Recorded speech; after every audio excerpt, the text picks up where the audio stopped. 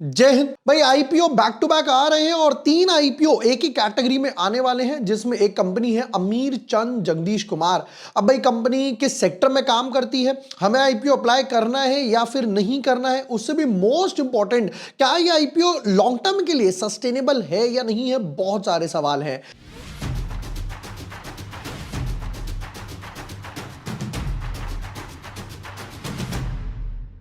Hi everyone, my name is युबोर वाशने। I am a SEBI registered research analyst. आज की वीडियो में करने वाले हैं डिटेल्ड एनालिसिस अमीर चंद जगदीश कुमार आईपीओ के, और बिजनेस मॉडल, फाइनेंशियल्स, पैसा किस लिए उठा रहे हो, वैल्यूएशंस क्या है, इन सब के बाद पता चलेगा क्या एक आधा लॉट लगाने का भी कुछ स्कोप है या नहीं है। उससे भी मोस्ट इंपॉर्टेंट क्या, चलो मैं लॉन्ग टर्म के प्लेयर से हिसाब से अप्लाई करूं या नहीं करूं।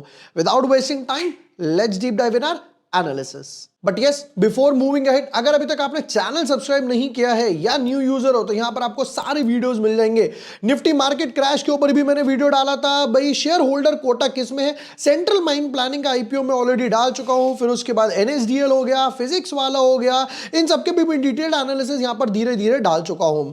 अब आईपीओ टेबल की तरफ एक बार को नजर मारते हैं तो आप यहां पर देखेंगे, देखिए central mine planning IPO already open हो चुका है, जिसके एनालिसिस की मैं बात कर रहा था, मैं डाल चुका हूं, डिटेल्ड वीडियो देख सकते हो।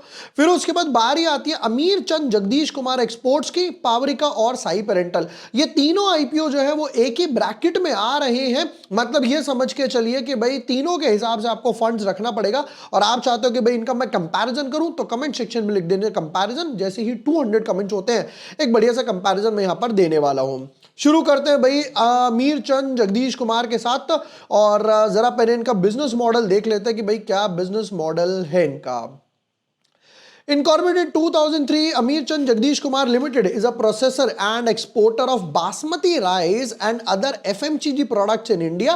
कहते हैं the company operates fully integrated operations across the basmati rice value chain including procurement, storage, processing, marketing, sales. Procurement मतलब लेकर आना, फिर उसको स्टोर करना, फिर उसको साफ वगैरह करना प्रोसेस, फिर उसको मार्केट करना, खुद बेचना। तो राइस और बाकी एफएमसीजी वगैरह में ये लोग काम करते हैं। अब देखो यहां पर एक सबसे बड़ा ड्रॉबैक क्या आता है, ये जितने भी एग्रीकल्चर वाले हो गए या एफएमसीजी हो गए या फिर I should say rice brands वगैरह हो गए, इनके पास ना एक प्रॉब्लम आती है, वो है मार्जिन्स। ये ज्यादा मार्जिन्स नहीं बढ़ा पाते, और रीजन साफ है कि भाई अगर आप 50 रुपए किलो के हिसाब से चावल बेच रहे हो तो कोई 45 पे बेच देगा, आप 45 पे बेच रहे हो तो कोई 40 पर बेच देगा। आप इन चीजों में ना एक ब्रांडिंग पोजीशन बनाना। अब आप 500 रुपए किलो का चावल तो नहीं खाने वाले हो, कोई होगा भैया जो 120, 140, 150 रुपए किलो भी खा लेगा। यहां पर सबसे बड़ी प्रॉब्लम आती है मार्जिन की। अब इसी टाइप की कंपनी लिस्टेड है केआरबीएल। तो केआरबीएल ने कैसा रिटर्न्स दिया है, क्या है, जरा एक बार केआरबीएल की भी नंबर्स हम लोग देख लेते हैं। देखो केआरबीएल की बात करता हूं क्योंकि सेम सेक्टर से, बिल्कुल सेम होराइजन से बिलोंग करती है। करेंटली 290 के आसपास ट्रेड कर रही है, और अगर आप देखोगे तो यहां पर ये 500 रुपए भी टच करके आई थी, यानी कि ऑलमोस्ट 40-45% के आसपास डाउन गई है। ठीक है, अगर मैं ओवरऑल देखता हूं तो देखो करेंटली कहां पे ट्रेड कर रहा है, जहां के प्राइसेस ये थे 2016 मई में, एग्जैक्टली 10 साल पुराने प्राइसेस पे ट्रेड कर रहा है भाई साहब। ये है मई 2016 का प्राइस, और ये आ गया यहां पर 2026। यानी कि ये बिल्कुल कहना साफ होगा कि 10 साल में इसी सेक्टर के दूसरे स्टॉक केआरबीएल ने कुछ भी रिटर्न्स बनाकर नहीं दिए हैं। अगर मैं बात करता हूं चलो डेली पर्पस से कि भाई मान लो अगर मैं डेली ट्रेड भी लेता हूं तो आप देखोगे कि यहां पर ये बैक टू बैक गिरता हुआ आया है। यहां पर एक मल्टीपल एक कंसोलिडेशन था, फिर गिरते हुआ आया, एक ग्रीन कैंडल, एक रेड कैंडल बन रही है। अब ऐसे केसेस में ना सबसे बड़ी प्रॉब्लम लोगों को होती है कि भाई मैं कहां पर एंट्री लूं, कहां पर एग्जिट करूं। और अगर मैं आपको बोलूं कि भाई आपको आज के बाद entry, exit, stop loss, targets ये सब डिसाइड करने की जरूरत ही नहीं है। मैं देखो होता क्या है, जब तक आप एंट्री और एग्जिट्स डिसाइड कर रहे हो ना, तब तक जो अल्फा ट्रेडर्स है भाई साहब वो ऑलरेडी प्रॉफिट्स बुक कर चुके हैं इस सीक्रेट टूल की हेल्प से। आपको सिर्फ एक प्रूवन स्ट्रैटेजी पिक करनी है, और जैसे ही चार्ट पे सेटअप रेडी होगा सब कुछ, यानी कि स्टॉप लॉस, टारगेट्स, लेवल्स वगैरह है, वो सब आपके स्क्रीन पे आ जाएंगे। This is bolt trades by lemon, the first in the market with AI powered execution levels, that too in the real market. Start करने से पहले आप यहां पर परफॉर्मेंस कैसी है, विन रेट कैसा है, और आज के लेवल्स क्या है, रिटर्न्स वगैरह क्या है, वो स्टार्ट करने से पहले ही चेक कर सकते हो, ताकि आपको पता चले कि भैया आप क्या ट्रेड करने वाले हो। और बाकी जो एक्टिव ट्रेड्स हैं इस स्ट्रैटेजीज वगैरह में, वो भी वो सब दिखाता है। और अगर आप इसको लेमन इन्फिनिटी प्लान के साथ कंबाइन कर देते हो तो और भी बहुत ही बढ़िया है।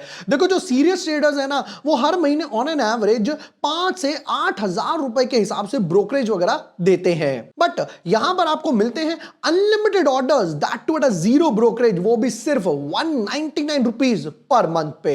अब इसका लिंक कहां से मिलेगा? इसका लिंक मैं आपको देने वाला हूं डिस्क्रिप्शन और पिन कमेंट में। वहां पर आप जाएंगे, लेमन ऐप डाउनलोड करेंगे, अपनी केवाईसी वगैरह कंप्लीट करेंगे और ये जो सब मैंने आपको सेटअप वगैरह दिखाया है वो आपको क्विकली इजीली मिल जाएगा। चलिए हम लोग वापस आते हैं अपने एनालिसिस पर। बात करते हैं आईपीओ के कुछ डिटेल्स के बारे में। देखिए कहते हैं 10 रुपीज पर शेयर का फेस वैल्यू है, 212 के आसपास प्राइस बैंड है, 70 शेयर्स हम लोगों ने रखे। और एक बहुत ही बढ़िया बात है, कहते हैं जी 440 करोड़ रुपए हमें चाहिए, जिसमें पूरा का पूरा फ्रेश इशू है, एक भी रुपया ओएफएस नहीं है। बहुत ही अच्छी बात है जी। फिर उसके बाद नीचे आते हैं, कहते हैं आईपीओ ओपन होगा 24 तारीख को, क्लोज होगा 27 तारीख को।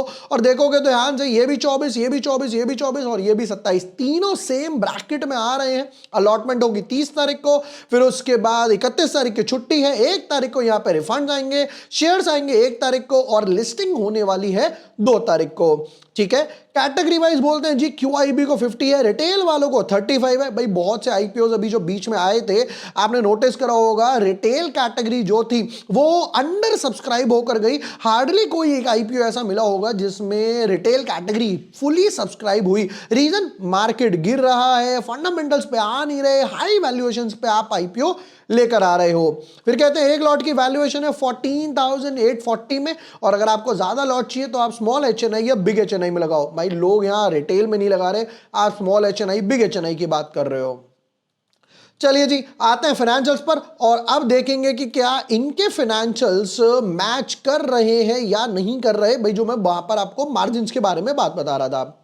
एसेट्स की बात करते हैं तो कहते हैं ऑलमोस्ट 1100 करोड़ के एसेट्स थे, ये कुछ 10% के आसपास बढ़ के 10-12% के आसपास बढ़ के 1280 करोड़ हो गए, 1550 करोड़ के एसेट्स हो गए। और उल्टा अब की बार एसेट्स में ड्रॉप है, ध्यान से देखना, 1550 से 1526 यानी कि 24 करोड़ के आसपास के डेट्स कम हुए हैं। क्यों कम हुए देखेंगे। इनकम की बात करें 1300 करोड़ की इनकम थी, जिसमें सिर्फ ध्यान से देखो 17 करोड़ के आसपास प्रॉफिट आफ्टर टैक्स था। यह वो बात थी जिसकी मैं कर रहा था, यहां पर मार्जिन्स बिल्कुल ही नहीं मिलते, और कभी कोविड जैसी सिचुएशन आ गई या वॉर जैसी सिचुएशन आ गई तो यहां पर समझ जाओ मार्जिन और श्रिंक हो जाएंगे। 1500 करोड़ के आसपास इनकम हो गई, जहां पे 30 करोड़ के आसपास हो गया, मार्जिन 1.25% से बढ़ के 2% हो गए, बहुत अच्छी बात। फिर ये हो गए 2000 करोड़ की इनकम, और यहां पे हो गया 60 करोड़ के आसपास, 1.5 से 2 से 3% मार्जिन हो गए। इनकम की बात करूं तो अब देखो 1000 करोड़ के आसपास इनकम है, यानी कि ऑलमोस्ट पिछले साल के हिसाब से बिल्कुल फ्लैट चल रहा है। बट हाँ, प्रॉफिट थोड़ा बहुत इन्होंने कवर किया है, जो हो गया 48 करोड़, यानी कि ऑलमोस्ट 70-80 करोड़ के आसपास इस साल में क्लॉक कर पाएंगे। बोरोइंग्स की बात करते हैं तो भाई देखो 667, 777, 784, 739 के हिसाब से है, यानी कि बोरोइंग्स में भी कुछ मेजर पार्ट रिलीज नहीं करा है, और बोरोइंग्स भी यहां पर काफी ऊपर नजर आ रही है। डेट टू इक्विटी रेशियो या डेट टू रिजर्व रेशियो अभी भी बहुत हाई है।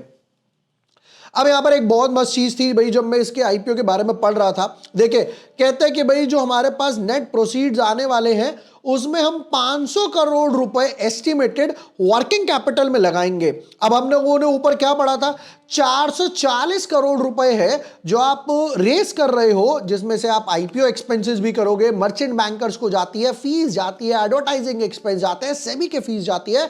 अब उसमें से भी मैं मान लेता हूं 10-20 करोड़ आपके निकल गए, 400 करोड़ में से 500 करोड़ के आसपास आप कैसे वर्किंग कैपिटल बिठाने वाले हो, तो इनको अपना जो आप आरएचपी लेकर आए थे उसको भी अमेंड करना चाहिए था, नहीं करा। ठीक है भाई, इनकी बात है। कुछ नंबर्स की बात करो तो कहते हैं रिटर्न ऑन इक्विटी था 17% के आसपास, return on capital employed 14, debt to equity 2 जो मैं आपको बता रहा था बहुत हाई है, रिटर्न ऑन नेटवर्थ 17 के हिसाब से चलो समझ आता है कि भाई ऊपर वाले नंबर ही है। पैट मार्जिन 3, 3.5, 4% जो इस साल बड़ा है, बहुत अच्छी बात है। प्राइस टू बुक वैल्यू 4 के हिसाब से है। पीईपीएस की बात करूं तो 9 है, पी रेशियो 22 है, बेटर हुआ है क्योंकि इस साल भाई थोड़ा सा प्रॉफिट ज्यादा हुआ है। प्रमोटर होल्डिंग 78 के आसपास नजर आ रही है। चलिए अब आते हैं अपने भाई फाइनल वर्डिक्ट पर।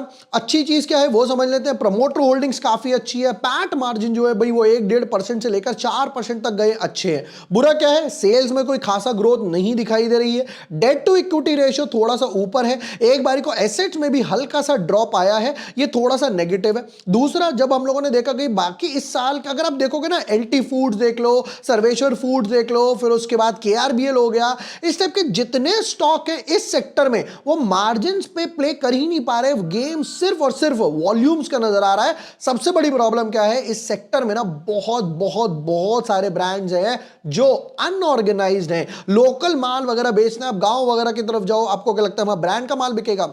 नहीं, वहां लोकल माल थोड़ा सा ज्यादा बिकता है। फाइनल वर्डिक्ट की बात करूं तो देखो 3 आईपीओ आ रहे हैं। ओवर सब्सक्रिप्शन की बात करता हूं तो भाई ज्यादा कुछ खासा ओवर सब्सक्रिप्शन लग नहीं रहा। 2-3x के आसपास ओवर सब्सक्रिप्शन ही हो पाएगा, नंबर 1। नंबर 2, लॉन्ग टर्म में लगाना है, डेफिनेटली अप्लाई नहीं करने वाले हैं। जैसा मैंने आपको दिखाया भाई, केआरबीएल ने लास्ट 10 साल में कोई रिटर्न्स बनाकर नहीं दिए हैं, तो लॉन्ग टर्म में पैसा लगाने का कोई फायदा नहीं दिख रहा। अब बात करता हूं लिस्टिंग गेन की। अगर अकेला आईपीओ होता तो मैं डेफिनेटली इस पर बेट करता 2-3-5 लॉट से, क्योंकि पैट मार्जिन बहुत अच्छे इंप्रूव करे हैं। बट सबसे बड़ी प्रॉब्लम क्या आ रही है, 3 आईपीओ है और मार्केट जो है वो बहुत ही वोलेटाइल है। निफ्टी ग्रीन में खुलती है, वापस से नीचे की तरफ आ जाती है। सेम बैंक निफ्टी के साथ हो रहा है, तो मार्केट गेन्स होल्ड नहीं कर पा रहा। फिलहाल मैं इस आईपीओ को स्किप करने वाला हूं। अगर मेरा फाइनल वर्डिक्ट थोड़ा बहुत चेंज भी होता है, मार्केट सेंटीमेंट्स बूस्ट हो जाते हैं, वॉर खत्म हो जाता है, क्वार्टर रिजल्ट्स इनके एक और अच्छे आ जाते हैं, तो मैं डेफिनेटली ट्विटर टेलीग्राम पे हर बार की तरह अपडेट करने ही वाला हूं। एंड यस दोस्तों, अगर आपको भी इस तीनों आईपीओ का कंपैरिजन चाहिए तो नीचे कमेंट सेक्शन में कंपैरिजन लिख देना। एंड यस, जैसा मैंने आपको लेमन ऐप के बारे में बताया, जहां पर आपको एक प्रूवन स्ट्रैटेजीज मिल जाती हैं ट्रेड लेने से पहले, क्या मैं बाय करूं, उसके बाद स्टॉप लॉस क्या है, टारगेट्स क्या है, यहां पर सब कुछ आपको एआई पावर्ड लेवल्स मिलते हैं रियल टाइम मार्केट्स में। लिंक डिस्क्रिप्शन पिन कमेंट में। अभी जाइए वहां से आप ऐप डाउनलोड कीजिए, केवाईसी कंप्लीट कीजिए और इस टाइप के काफी यूजफुल सेटअप्स आपको मिल जाएंगे। वीडियो पसंद आया हो, share with your friends, like and subscribe. Thank you for watching the video. Lots of love.